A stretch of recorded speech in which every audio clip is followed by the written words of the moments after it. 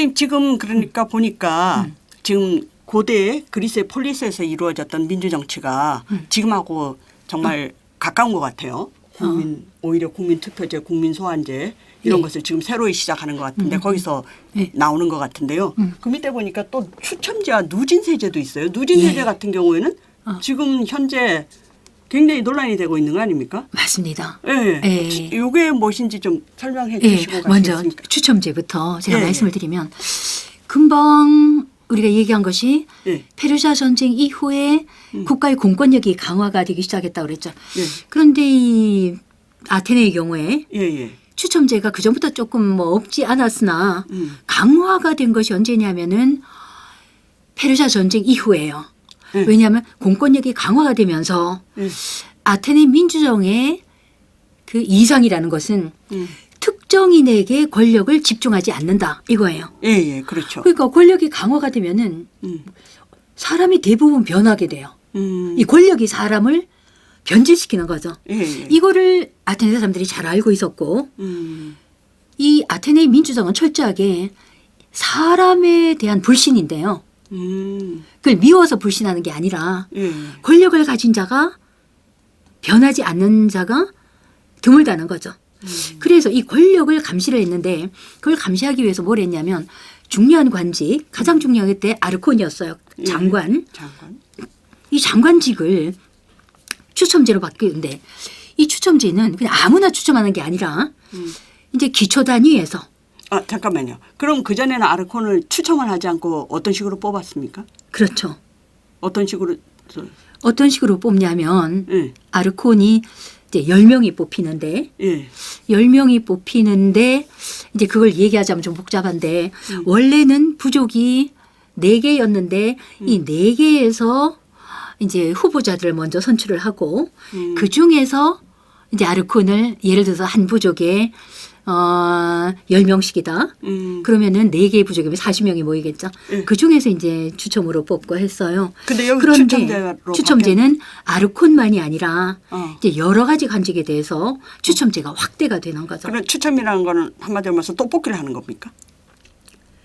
그 이름을 예. 자기 이름을 이제 그 공에다가 적어서 그걸 넣고는 거기서 이제 꺼내는 거예요. 그러니까 네, 무작위로. 추첨을, 예, 무작위로 선출하는 거죠. 그래서 예. 요게 추첨제라는 것이 요거는 그 전에 그 아르콘은 4개의 부족에서 뽑혔는데 기원전 508년에 이 4개의 부족이 10개의 부족으로 확대가 되는 거예요. 이 부족 개편이 있게 돼요.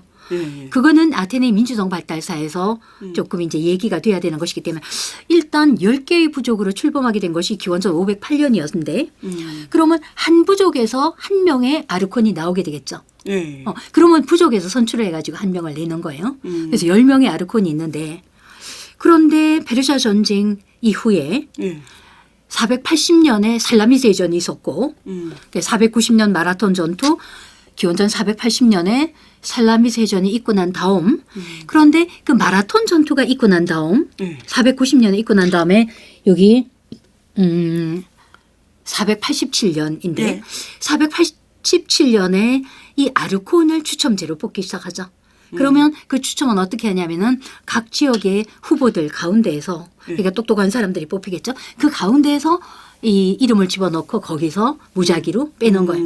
그러면 이 추첨제는 어떤 이점이 있냐면은 아르콘이 되는 사람이 자기가 아르콘이 되겠다고 선거할 필요가 없는 거예요. 그렇죠. 왜냐하면 그 많은 사람들 가운데에서 그 추첨을 해내기 때문에 그러면 이 추첨제를 예를 들어서 예를 듭니다. 우리나라 대통령이나 뭐 국무총리나 이런 사람을 뽑는데 적용이 됐다. 그러면 어떻게 하냐면 각 도 단위에서 뭐 특별시 부산에서 10명 각 도에서 10명 이러면 한 100명 되잖아요. 그러면 부산시에서 10명 서울시에서 10명 다 똑똑한 사람들이겠죠. 그 100명을 집어넣고 거기서 추첨을 하는 거예요. 대통령 하나 뽑아내는 거죠. 그러면 어떻게 되겠습니까? 대통령이 되려고 흑색 선전을 할 필요도 없고 거기서 나오는 대통령이 무능한 것도 아니고 그렇죠. 그렇죠. 서울에서 10명 뽑으면 다 똑똑하죠. 이렇게 추첨제가 갖는 무작위 똑똑한 사람들을 모아가지고 거기서 무작위로 내는 거죠. 예, 예. 그러면 이게 누가 뽑힐지 모르기 때문에 가장 중요한 점이 뭐냐면 줄을 설 필요가 없다는 거예요. 아, 그렇죠. 누가 대통령이 될지 알 수 없기 때문에. 그리고 거기에서 새로운 권력이 그것도 1년 임기예요. 그러니 그 아테네 민주정의 이상은 추첨제와 밀접하게 결합이 되어 있는데 누구에게든 권력을 집중시키지 않는다는 거죠. 예, 그럼 우리 국회의원이다. 예, 예. 각 지역에서 국회의원을 뽑는데 똑똑한 사람들 한 20명 넣어놓고 거기서 한두 명 뽑는다. 그렇죠? 그럼 당이 다르면 뭐 당에서 뭐 해가지고 한 명 내야 되는 건 어쨌든 그런 식으로 국회의원을 뽑으면 예. 3선, 4선, 5선 이런 식으로 가서 나오는 그 권력의 집중과 이 그럼으로써 인해서 발생하는 어떤 줄서기 이런 폐해가 발생하지 않는 거죠. 그래서 아테네 민주정은 우리가 자세히 보면은 예. 굉장히 합리적으로 권력이 생기면은 거기에 대해서 감시장치를 마련하는 거예요. 그리고 권력이 되는 자도 누가 될지를 몰라. 그러니까 그런 게 있을 수가 없는 거죠. 그리고 정치가라는 전문 집단이 생기지가 않겠네요. 않죠. 누구나 다 정치가가 그렇죠. 될 수 그리고 있는 그 거 정치가는 봉급받고 세비받고 특권 있는 정치가가 아닌 거죠. 아니에요. 그리고 자기 돈으로 봉사하는 거죠. 예. 봉사하는 거. 그러니까 나중에 오늘 얘기할 시간 없습니다만 그로부터 약 페르시아 전쟁 있고 난 뒤에 약 한 50년이 지나서 예. 5세기 후반인데 예. 그때 페리클레스라는 사람이 나와가지고 처음으로 예. 이 민회의 민중이라든가 음. 재판에 임했던 민중 배심원이라든가 예. 아르콘이라든가 국회의원이라든가 의원이라고 그랬는데 불레라고 그래요. 이 사람들에게 이제 수당을 주기 시작했어요. 그 민회에 참석하면 하루 수당 받고 예, 예. 이런 수당을 주기 시작. 그거는 다른 얘기고 그러니까 기원 우리가 민족 500년. 기본으로 봉급이라는 게 없는 거예요. 대단한 거죠. 예, 예. 자기가 그러네요. 봉사하는 거예요. 그리고 누진 세제는 그럼 뭘까요? 이게 예. 이제 그 아테네 민주정의 초석을 깐 솔론으로부터 시작이 되는데 예. 오늘은 솔론 얘기를 할 시간 없고 예. 그냥 누진세제라는 것은 어떻게 작동이 됐냐면 이 국가가 조직적인 세금 제도가 없었어요. 예. 국가에는 돈이 없고 그 대신에 국가에서 어떤 은광을 개발했다. 이러면 그 은광에서 나는 수입을 시민들에게 다 나누어 줬어요. 그러니까 우리가 오늘날 대의민주 정치에서 국민이 세금 내고 국회에서 그 씀씀이를 정하고 이런 기능이 없는 거죠. 그러면 국가가 하나 발견됐다. 국가 개발하고 그리고 거기에서 나오는 수익 국민한테 전부 다 나누어 주는 별로 거죠. 다 예. 나눠. 요즘 같은 지금 뭐 1인당 30만 원을 준다. 뭐 국민 그죠. 예, 예, 그거랑 비슷한 개념이네요. 맞죠. 국가에서 수입이 생길 때 예, 다 나누어줘야 되는 거예요. 예. 나눠준 대신에 예. 이제 국가나 각 지역 단위로 행사를 할 때는 돈이 필요하지 않습니까? 네. 그러면은 시민들을 모아서 예. 나 지금 축제를 한다. 예. 아니면 지금 전쟁을 나가야 되는데 그러면 어떻게 하냐. 시민들이 다 각기 분담을 하는 거예요. 예. 그렇죠. 분담. 이게 직접 민주정입니다. 네. 그리고 페르시아 전쟁이다. 음. 항복하면 페르시아 왕에게 세금을 줘야 되는데 예, 예. 싸워야 되겠다. 아테네가 싸워서 이겼어요. 마라톤 전투에서. 그러면 어떻게 되냐면 시민들이 각기 자기 돈으로 무장을 하고 먹을 것도 들고 싸우러 가는 거예요. 국가에서 돈이 없으니까. 예, 예. 네, 그런 체제로 움직이는데 그러면 국가에서 부담을 요구를 할 때에 예. 어떻게 배분을 했겠냐. 음. 돈이 없는 사람은 면제. 예. 돈이 많으면 많이 부담을 하고 이런 식으로 그게 민주정이에요.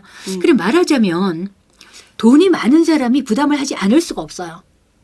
그러면 탈세에 걸려가지고 재산을 다 몰수당하는 거죠. 그리고 돈이 없어서 국가의 부담을 못하는 사람은 부담을 하지 않되 민회에 참석할 수 있는 권한은 있어요. 그러니 결과적으로 어떻게 되냐면 가난한 사람들은 국가의 부담을 면제받으면서 민회에 참석하겠죠. 그러면은 되신 대로 일을 많이 하면 좋잖아요.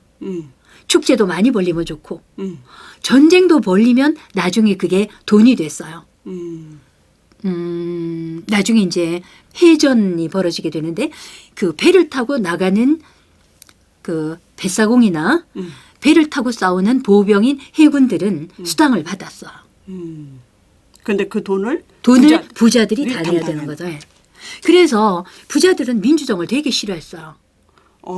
그렇겠네요. 예. 그래서 부자와 빈자 간의 갈등이 심했죠.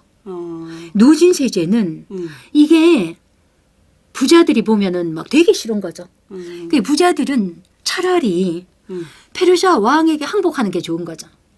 그렇죠. 그러면 세금을 조금 주면 되니까. 그런데 항복하지 않고 전쟁을 하면은 전선이 1년에 이 전선을 자기가 자기 돈으로 유지를 해야 되는데 부서지면 고쳐야 되고 전선을 타고 있는 뱃사공이나 해군들에게 자기가 자기 돈으로 수당을 해줘야 돼요. 엄청난 돈이 상대적으로 네. 그리스의 민주정이 고도로 발달하면 발달할수록 결국은 예. 민주정이 무너지는 기반도 생기게 되는 것 아니 같아요. 그래서 무너진 게 아니고 그렇게 무너진 거 아니에요? 예, 그 무너지는 얘기를 제가 드리는데요. 노진세제 때문에 그리스 민주정이 무너진 게 절대로 아니고 이 그리스의 민주정이 무너진 거는 그리스 전체의 폴리스가 무너지는 것과 똑같아요. 민주정뿐이 아니라 과도 정체도 있었거든요. 그들이 함께 무너지게 되는데 그 무너지게 된 계기는 예. 저 위쪽에 마케도니아가 있었죠. 예, 마케도니아. 아까 테살리아 지역에. 예. 알렉산더 대왕의 나라. 맞죠. 아닙니까? 알렉산더 대왕이 나왔던 곳인데 그 위로 올라가면 예. 그렇죠. 그리스 지도를 한번 예. 요거 한 번 더 올라가면 여기. 예. 그래서 요 마케도니아가 위쪽에 이쪽이죠. 예. 데살로니카, 예. 테살로니키가 있는 그 마케도니아에서 나중에 알렉산더 대왕이 나오는데 네. 그 알렉산더 대왕의 아버지가 필립 2세인데요. 예. 그 필리포스 2세가 이 군대를 가지고 내려와서 그리스의 폴리스들을 점령을 해요. 예, 군사 점령에 의해서 폴리스가 망하는 거죠. 그런데 군사 점령에 사실 그 전에도 페르시아 같은 경우에는 마라톤을 중심으로 해서 페르시아도 제국이었잖아요. 그런데 그리스는 그때도 폴리스 체제지 않습니까? 그런데 그때 페르시아를 상대로 해서 이겼잖아요. 그런데 왜 그 알렉산더가 내려올 때는 지게 되는 거죠? 그러니까 그 배경이 나라가 뭔가 폴리스가 약화됐기 때문에 졌을 것 같아요. 폴리스가 약화된 기보다 예. 그 아주 중요한 질문인데요. 예. 그리스 사회가 이제 폴리스가 멸망을 하는 것이 기원전 338년 네. 마케도니아에 필리포스 2세가 쳐들어와서 멸망을 한단 말이에요. 그때 군사적으로 점령을 당했어요. 예. 기원전 338년에 망하는데 그런데 이 그리스의 몰락은 언제부터 시작이 되냐면 네. 우리가 잡기로 그로부터 약 100년 전 펠로폰네소스 전쟁이라는 게 있었어. 예. 그 펠로폰네소스 네. 전쟁은 예. 제가 간단하게 말씀드리겠습니다. 기원전 431년에 시작이 됐으니까 예. 431년이니까 431년에 시작이 돼서 404년에 끝이 나거든요. 그러면 약 30년 동안 계속이 됐어요. 펠로폰네소스 전쟁이. 431년에 시작된 펠로폰네소스 전쟁으로부터 약 100년 뒤인 기원전 338년에 그리스의 폴리스들이 아테네는 누진세제를 했지만 모든 폴리스가 그런 게 아니었어요. 그래서 그 그리스의 폴리스들이 마케도니아의 침략에 의해서 이제 멸망을 한단 말이에요. 그때 스파르타만 남아 있었어요. 그 스파르타는 그로부터 약 150년이 지나서 146년에 로마에게 망합니다. 스파르타는 되게 오래 남아 있었죠. 왜냐하면 거기 밀이 많았고 비옥했고 저력이 있었기 때문에 스파르타 빼고 다 망한 게 기원전 338년이었는데 이게 굉장히 중요한 것이 이 그리스 폴리스의 몰락은 아테네 누진세와는 전혀 관계가 없고요. 이게 펠로폰네소스 전쟁이 일어나면서 그리스 자체가 군국주의화하는 거예요. 펠로폰네소스 전쟁은 누구와 누구 사이에 있었던 아테네와 스파르타가 싸운 건데. 아테네와 근데 스파르타. 원래 이게 굉장히 중요한 거죠. 그래서 그럼 스파르타는 이쪽이고 아테네는 여기 이쪽이죠. 스파르타는 여기. 펠로폰네소 반도 밑다. 여기 있고. 이쪽과 이쪽. 아테네는 저기 있습니다. 예. 이거는 펠로폰네소 반도라고 하고 요거는 아티카 반도라고 하는 거죠. 아, 여기가 펠로폰네소스 예. 그래서 반도. 스파르타는 여기가 여기 아티카 있는 반도. 맞죠. 예. 이 스파르타는 여기 있는데 이 스파르타가 원래 한 600년 경부터 예. 이 펠로폰네소스 반도의 육군을 장악을 하고 있었어요. 그런데 이거는 상비군이 아니죠. 예. 그래서 이거를 그렇겠네요. 펠로폰네소 동맹이라고 했는데 이거는 제국주의가 아니었어요. 음. 그냥 필요할 때 모으는 군대였죠. 예. 농사 짓다가 모으는 군대였는데 그런데 이 그리스에 상비군이 생겨나기 시작하고 그게 뭐냐면 아까 말씀드렸던 페르시아 전쟁 이후에 예. 페르시아가 물러가고 난 뒤에 이 에게해에 예. 이 에게해의 섬들이 그리고 이 소아시아와 이쪽에 다시 페르시아가 쳐들어오면 안 되니까 그들이 모여가지고 델로스 해상동맹을 만들기 시작하는 게 군사 조직이었어요. 그게 상비군이었죠. 예, 그래서 결론적으로 말씀드리면 이 그리스의 몰락은 예. 이런 그 아테네가 맹주가 돼서 예. 델로스 섬이 여기 있습니다. 예. 여기네요. 에게. 에게 가운데 있네요. 그렇죠. 그 델로스 섬의 중심을 뒀던 델로스 해군 동맹이 있어요. 예. 군사 조직. 음. 그 군사 조직은 478년에 예. 시작이 됐는데, 그러니까 기원전 478년. 그렇죠. 기원전 480년에 살라미세전에서 아테네가 페르시아 군대를 이기고, 그로부터 2년 뒤에 생겨요. 2, 3년 뒤에. 예. 델로스 동맹이 딱 생겼는데요. 처음에 이 델로스 동맹은 만들어질 때 예. 우리는 이 델로스 동맹을 형성하는 폴리스들이 있잖아요. 예. 그래서 그 폴리스들이 뭐라고 얘기했냐면 우리는 영원히 평등하다. 그렇죠. 예. 평등을 맹설을 해요. 그리고는 쇳덩어리를 바다에 빠뜨리면서 쇳덩어리는 바다에 떠오르지를 않습니다. 예. 이 쇳덩어리가 바다에 떠오를 때까지 우리는 영원히 평등하다라는 것을 선서를 했어요. 델로스 섬에 모여서. 그런데 그게 30년도 못 가서 예. 아테네 해상제국의 그 델로스 평등한 해상 델로스 동맹이 예. 아테네가 동맹국들을 억압하는 해상 제국으로 변화하게 된 거죠. 누진 세제가 중요한 게 아니라 해상 제국으로. 그래서 이 말을 끝맺음하면 이 아테네가 해상 제국이 되니까 동맹국들이 불만을 갖잖아요. 예. 이 동맹국들이 누구한테 가서 호소를 했냐면 스파르타한테 가서 호소를 했죠. 그 스파르타가 아테네를 보고 잔소리를 하니까 그 두 나라가 중심이 돼서 전 그리스가 전쟁으로 빨려 들어간 것이 펠로폰네소스 전쟁이었고 이것이 30년간 계속이 됐는데 예. 이 전쟁사를 쓴 것이 투키디데스였어요. 아. 이 투키디데스 역사가가 거기에 뭐를 썼냐면은 정말 그 투키디데스도 저번 시간에 우리가 얘기했던 헤시오도스만큼 예. 예. 통찰력이 있었는데요. 이 투키디데스가 뭐라고 얘기를 하냐면 인간성은 영원히 변하지 않는다. 그러나 인간성이 좋은 면도 있고 나쁜 면도 있죠. 이거는 변하지 않지만 평화 시에는 인간의 좋은 면이 발달이 된다.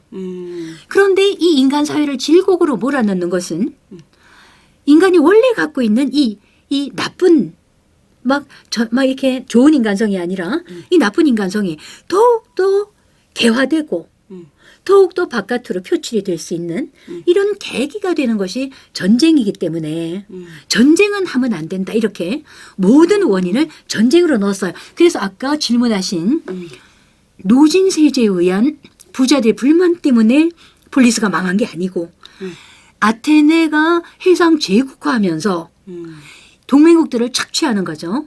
이 군국주의화. 그래서 이 잠깐 말씀드리면요. 폴리스의 멸망이 요거 지도를 잠깐 보시겠습니다. 예.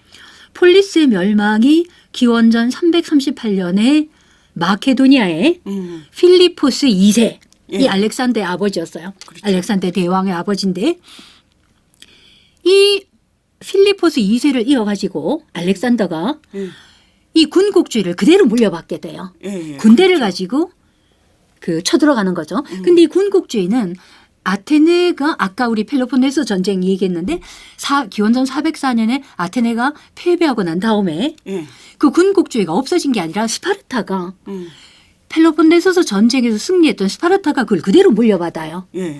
그러니까 스파르타가 다시 동맹국을 억압하고 그러니까 이게 동맹국들이 스파르타도 아니네 이렇게 된 거예요.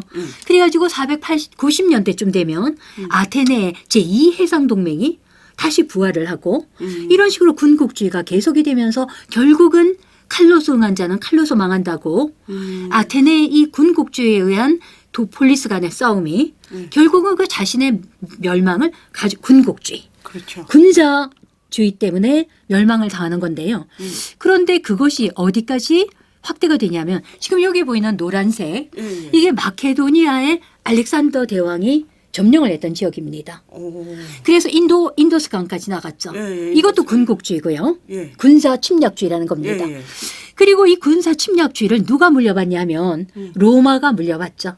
그래 로마의 역사는 지금 여기서 얘기할 계제가 안 되기 때문에 그 위치만 잠깐 보시겠습니다. 여기에 그래 로마는 조그만 도시국가였어요. 예. 이 도시국가가 600년, 700년 만에 이 푸른색인 엄청나네요. 이게 기원전 30년경 그리고 노란색 이게 이제 AD로 넘어가면은 AD 1세기 노란색까지 포함했고요. 그다음에 이게 AD 2세기 로마 제국이 가장 넓었던 지역이고 이것을 우리는 군사적 패권이라는 뜻에서 임페리움이라고 얘기하고 임페리움은 지금 현재 영어 단어의 제국주의, 임피어리얼리즘으로 로마 언어에서 임페리움에서 나옵니다. 그러니 그리스의 몰락의 역사와 그 이후 알렉산더 제국이나 로마 제국의 역사는 군국주의의 역사다 이렇게 얘기할 수가 있습니다.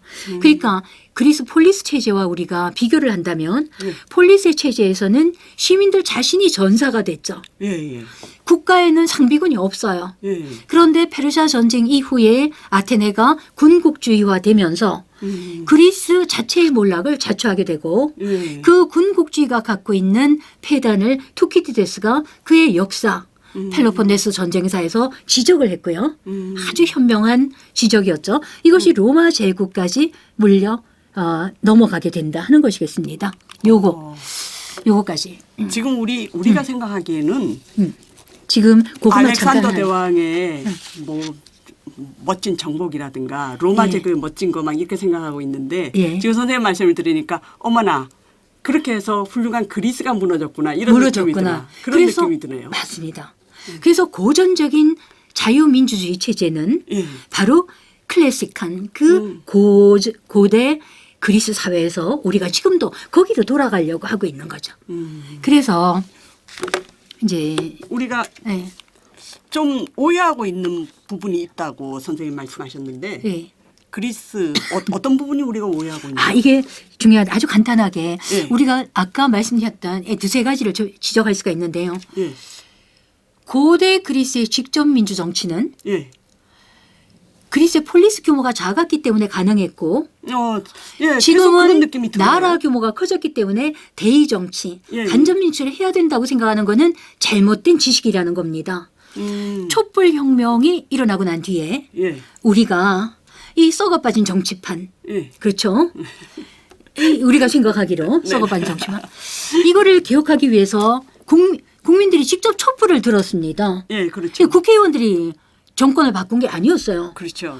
그래서 이게 뭐냐면 그래서 우리가 고대 그리스를 배운 게 아니라 너무나 견딜 수가 없으니까 우리가 직접 해야 되겠구나. 이제 이 얘기를 하게 되는 거죠. 그렇죠. 지금 뭐 소송리 영화도 있었는데 소송이 할매들이 나와가지고 소송리를 지킨다고 옛날 같으면 생각도 못하는 이게 일종의 정치거든요. 그렇죠. 우리 손으로 해야 되겠다. 정치 못 믿겠다 이거죠. 그런데 고대 그리스의 직접 민주 정치는 규모와 무관하게 뭐냐면 권력 구조에 있어서의 국민들이 직접 한다는 거죠. 그래 그것이 지금 회자되고 있는 국민 발안, 국민 투표, 국민 소환제 우리가 직접 하는 거죠. 그래서 권력 구조에서 중앙 집권이 아니라 자치분권, 지방분권도 아니에요.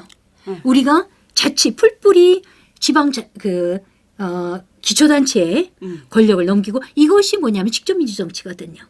이런 걸 하잖아. 지방분권과 자치분권이 분권은 직접민주정과 관련이 있다. 근데 혹시 어떻게 다릅니까? 지방분권과 자치분권은? 지방분권은 그러니까 그게 어떻게 이해하면 되면 중앙에 정부가 있고 그 그리스의 경우에는 지방 정부라고 얘기하면 돼. 지방 정부. 예.